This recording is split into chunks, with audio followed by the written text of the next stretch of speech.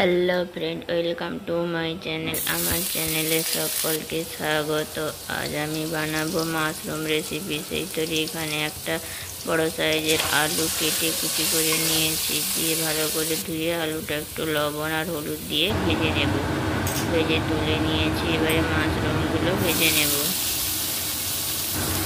মাশরুমগুলো লবণ আর হলুদ দিয়ে হালকা করে ভেজে তুলে নেব।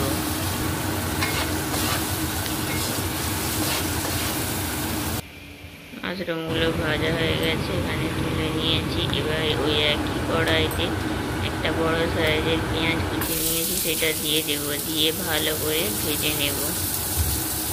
পেঁয়াজটা ভাজা হয়ে গেলে এবারে 1 চামচ আদা রসুনের পেস্ট দিয়ে দেব।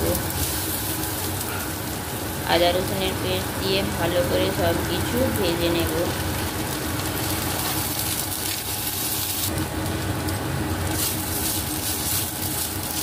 সব কিছু ভালো করে ভাজা হয়ে গেলে এবারে গুঁড়ো মশলা দিয়ে দেব। 1 চামচ লঙ্কা গুঁড়ো, 1 চামচ হলুদ গুঁড়ো, 1/2 চামচ জিরে গুঁড়ো দিয়ে অল্প পরিমাণে জল দিয়ে দেব। দিয়ে মশলাটা ভালো করে কষিয়ে নেব। মশলাটা 2 থেকে 3 মিনিট কষানোর পর একটা মিডিয়াম সাইজের টমেটো কেটে রেখেছিলাম, টমেটোটা দিয়ে দেব।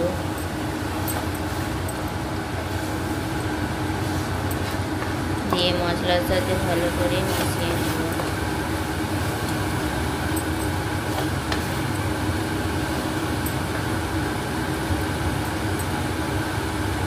সব কিছু ভালোভাবে মিশিয়ে নিয়েছি। 5 মিনিট ধরে মশলাটাকে ভালো করে কষিয়ে নেব। মশলাটা কষানো হয়ে গেলে আমি এখানে কিছুটা মটরশুঁটি নিয়েছি, মটরশুঁটিটা দিয়ে দেব।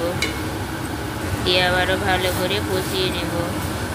2 থেকে 3 মিনিট মটরশুঁটিটা মশলার সাথে ভালো করে কষিয়ে নিয়ে এবারে যে আমি আলু আর মাশরুমটা ভেজে রেখেছিলাম সেটা দিয়ে দেব। দিয়ে ভালো করে সব কিছু মিশিয়ে নেব। সব কিছু একসাথে মিশিয়ে নিয়েছি। দিয়ে পরিমাণ মতো জল দিয়ে দেব। জল দিয়ে সব কিছু মিশিয়ে নিয়ে ঢাকা দিয়ে 2 মিনিটের মতো রেখে দেব, যাতে আলুটা আমাদের সিদ্ধ হয়ে যায়।